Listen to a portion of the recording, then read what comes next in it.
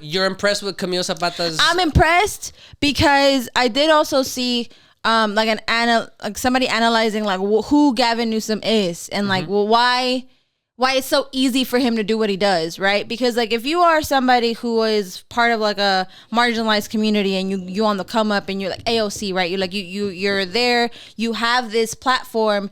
Your goal is to preserve that platform because it took you a lot to get there. So you are trying to preserve that entity for yourself. And so you might take some calculated risks, but you ain't gonna go bat shit like motherfucking Gavin Newsom, right? Right. But Gavin Newsom is one of them rich white folk that's just like, fuck with me, dog. I ain't got shit to lose. He want that smoke. I ain't got shit to lose on you, dog. He wants Pull that the fuck up. He also wants to be president. Which is cool. Like, make no mistake about it. I'm sure. Gavin Newsom but he saw how bad Kamala did in terms of like public opinion, and he is like, oh, we need to position ourselves early to be the front runner. That is the example and the epitome of what people say when people say use your privilege to work for you. Make it work for you. He's pretty much standing on the street like, come at me, bro. Because ain't nobody gonna do nothing to him. What you gonna do? Because you're a wealthy white. But also that's what Barack Obama did at the correspondence dinner, and now we're on the second term of the Trump presidency. So I don't know. Fuck around and find out sometimes, because that's exactly why he became president. Yeah. That's exactly why he tried, because Barack Obama made hella jokes on his ass at the White House correspondence dinner, and we all thought that shit was funny as fuck until he ran and he won. So... and now democracy's in shambles, and we don't know what the fuck to do, and our institutions are falling apart. But what I'm saying is, don't stop making jokes. It's not that funny. Nah, but I mean, I think that is like a good example of like. Nah, he's killing it. Yeah, and I like that. I like the fact that he's not running away from the fact of, one, I'm privileged. I have a platform to stand on. I know I started my race ahead of a lot of people. At the end of the day, my life race, right? At the end of the day, shit. Even if he is doing it with a longer term like goal, right? When he's taking a big calculated risk, right? Oh yeah. As opposed to like everybody else taking like micro calculated risk. Motherfuckers are like, I'm 10 steps ahead of y'all, dog. Like, I got it. I'm gonna clown this motherfucker. Like motherfucking crazy. We're in 25, right? Yeah. Are you looking forward to? Is he your front runner for 2028 lineup for the Democrats? I had no clue that he was actually going to be doing that. He 100%. He's been positioning himself to do that for years. I only learned about him because he was getting all like, try me to come and take it kind of vibe. And then also, I also saw that after all this crazy, all of his digital platforms or whatever, his social media platforms going off, I was like, oh, I get it. I see what's happening. Like I got that, and I was like, oh, well, yeah. I mean, sure, whatever. The people that you need to look for right now that are like pretty much going to be the front runners at the current moment, because there's no like crazy star that's like that popped up the way Barack did, that are like the front runners for the Democratic Party. I know one guy here that I like in Texas. People really, really enjoy Gavin Newsom, even though, to be fair, it might just be hype when it comes to more leftist people, because he pretty much tracks like an establishment Democrat. So he tracks like a corporatist, which makes sense. He's the governor of California, and he is pretty much in line with like all the Silicon Valley, but Palo Alto people. So he pretty much would track, in theory, the same as like a Biden in terms of policy. Like the things he would vote for is the same as like Biden and Kamala. But who knows? There's also Pete Buttigieg. He's established himself. He's like trying to like establish himself outside of the Democratic rank. AOC. She will be eligible in 2028. She just turned 35 recently, or she just turned 35 or she's about to turn 35, and she is spicy than a motherfucker. So she is coming, and she's coming from like the other side of the coalition. So she'll have like a lot of the marginalized communities. Yeah, like I was talking about before. Kind of like on track. Like, she's tracking to kind of catch them, because she's been on brand with herself for the entire time. I think just recently she started sounding a little bit more like a centrist because of the Israel thing. But by and large, she tracks like a more leftist Bernie. Yeah. Like this. I mean, wasn't she going on like Bernie tour disciple? With his ass right now? Yeah, like essentially Bernie has like announced her as his predecessor. Yeah. And then who else can you? I think despite the fact that Kamala said she doesn't want to run again, I think that feels very much like a political.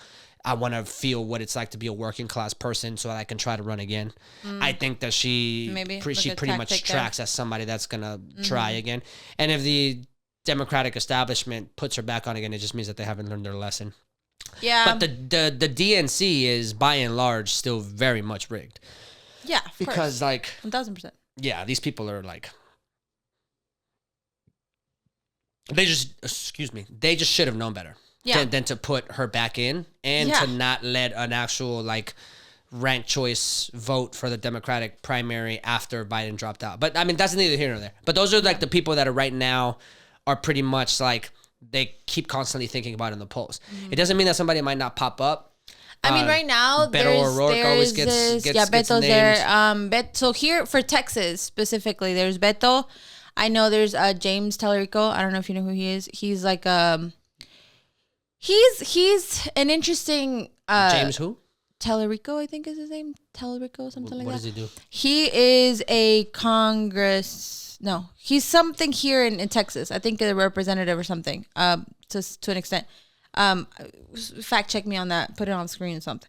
But he's actually a religious guy. Oh, is that the guy that's a pastor?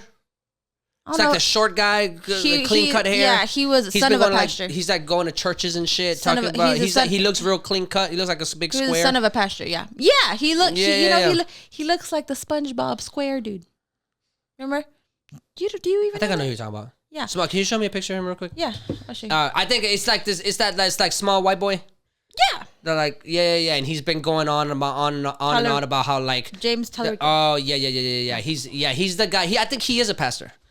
I don't know. I know he was the son of a pastor. I don't know if he is a pastor. I think he's very heavily involved in the church. What? He's the guy that keeps talking about how there should be a separation of church and state. 1,000%. Yeah. And so which props to him though, because that's boss. I think it's very bold of him to do here in Texas with as much like the Christian communities that are. I mean, really everywhere in the United States. But I think I like his stance on that because I think there are a lot of younger people who. You think of Gavin Newsom and you think of the corporate people, right? Sure. You think of the corporate people who don't give a fuck about whether or not there is any relationship between the church and the state, right? Sure. Versus this guy that's just like, bro, I've been in the church and I've been deep in that church. I read the Bible and wiped my ass with it. Everything. I know it, right? Like he's like, it knows me. I know it, right?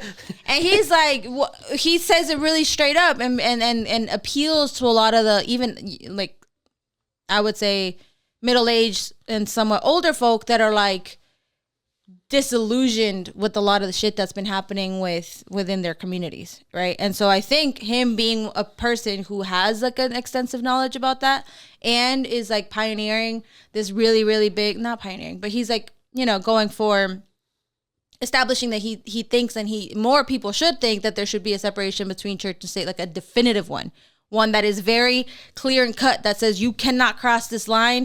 That's it, right? There is an actual line between what is allowed and what's not allowed. And I like that for him. I like that for him in Texas. And I think there's a lot of people around the United States that are kind of like vibing with him, especially right now. Because I think he left Texas during this whole gerrymandering debacle. Yeah. Well, I was about to say, I mean, California's also might be potentially saving our ass by them redistricting so that they can they can get more Democratic seats. Yeah. Which in theory, that's how gerrymandering works. It's always been the case. In theory, I enjoy the fact. So like I always get split. My brain gets split into two directions whenever this happens. Yeah. Listen, it gets split. Okay, because on one side, the degenerate in me is like, yeah, fight fire with fire, dog. Like, go, you if you want to play like that, then we can play like that too. You know what I mean? So, but the like upstanding wannabe citizen, the upstanding citizen that I want to be, says like, why can't we just have this be fair? Yeah. In a true democracy, why can't you just divide the shit the way it's supposed to get divided so that it makes sense, and then you just have to deal with the repercussions of what the people actually fucking want. Yeah. And I know that even though that's a tall order, even though it's completely logical, it shouldn't be a tall order, but it is.